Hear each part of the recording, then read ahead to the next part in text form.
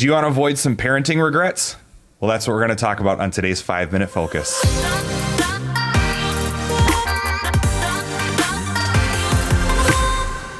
Proverbs 22:6 says, direct your children onto the right path, and when they are older, they will not leave it. And just like marriage, there's actually not a lot of parenting advice it's in trouble. This big book. Yeah, and it's pretty simple. You can see it because there's trouble with raising kids. Anybody who's raised kids, I mean, my kids are grown. Wow, it wasn't easy. Yeah. So if you want to avoid some regrets, the Bible definitely has some instructions for us, although not numerous, some great instructions for us to do that and direct your children onto the right path. Yeah. When do you start that? I think you start it as soon as you possibly can. And this is something that I learned from you being, a primary influence, but from others as well, that the sooner we can start to teach and train our kids, the better it will be. And I'm talking 6 months, a year old, not talking 8 years old, young. I find it, as watching younger people raise their kids, I find it kind of funny when parents kind of giggle or laugh at a little 6-month-old having a fit or misbehaving. Misbehaving. And you think, well, you can't really discipline them, they're 6 months old. No, I believe you're right. Yep. Start when they're young. As young as possible, you will save yourself a world of regrets. Yes. In the future. Maybe not all of them, but it will certainly help. Second thing I think we can do is when we're disciplining is look for attitudes and not necessarily an action or what the kid did. Oh, I got a great story for that. Yeah. Just 2 or 3 nights ago, we had a fire in the backyard, and some of my grandkids were over, and I had a big glass, kind of a fancy glass of lemonade out there. It was in lemonade, had a little fire going. It was cool out. It was great. And the kids were roasting hot dogs, and so they're doing these sticks, whatever.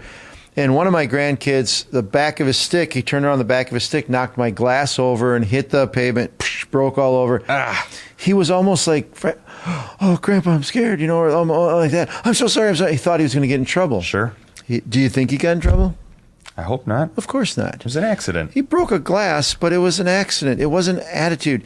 And I think sometimes in parenting, especially you talked about being younger, we can see a defiant attitude in a younger child that they didn't actually do anything wrong, but there's a defiant attitude. That attitude needs to be disciplined. If you told your grandkid, hey, be careful for my glass, and they're running around, you got to tell them, hey, be careful, be careful, be careful. Yes. And then it happens. Yep. That's where the difference comes in. He said, Grandpa, you're not mad? And I said, no, I'm not mad. I'm disappointed my glasses broke. But if you would have been goofing around after I told you not to, then I would have been. So look for attitudes. Attitude. And I think the third thing that we can do, which this verse says specifically, is to direct our children. And I know in today's culture, we just like to think of raising kids as a free-for-all and let them choose what they want to do. And I'm not going to get political, but you know where that goes.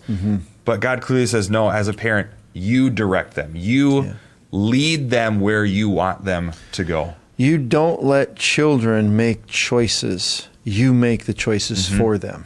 They don't have the ability, the cognitive reasoning, the foresight to see where a decision is going to lead them. If your child wants to eat ice cream all day long, what parent's going to let their kid? Don't do that. Oh, well, that's what Johnny wants. Yeah. We don't give Johnny what Johnny wants. That's why God had this idea of having parents over the kids, so that you can teach and train them, direct them in the way that they should go, direct them in good decisions.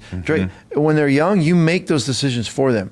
As they grow, you work in partnership with those decisions. And I got to tell you, one thing that's just irritating to me, okay, I'm going to unload here. Go for it. And that is when I see a parent, and I hope this isn't you, but when I see a parent reasoning with a 3-year-old, well, now I'm going to tell you why do I got to do that? Well, it's because, listen, a 3-year-old doesn't need a why. Let me tell you the why. And we all hated this because I told you to. But I use it all the time. It's a good reason. It's the only reason. It is a great reason. I am your authority. I told you because I know this is better for you. Now do it. And we got to give them direction. Sure. So if you want to avoid parenting regrets in your life, start young, look for attitudes, and direct them onto the right path. And you can avoid a lot of problems. We'll avoid a lot of problems. So focus on that this week, and we'll see you next time. Hey, we really hope that this video was helpful for you. If you'd like to stay up to date on our weekly content, make sure to subscribe to our channel and click on that little bell icon so you can be notified when new videos are uploaded.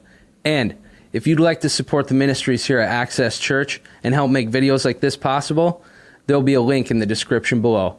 As always, we appreciate your partnership in helping us draw people into a growing relationship with God through Jesus Christ.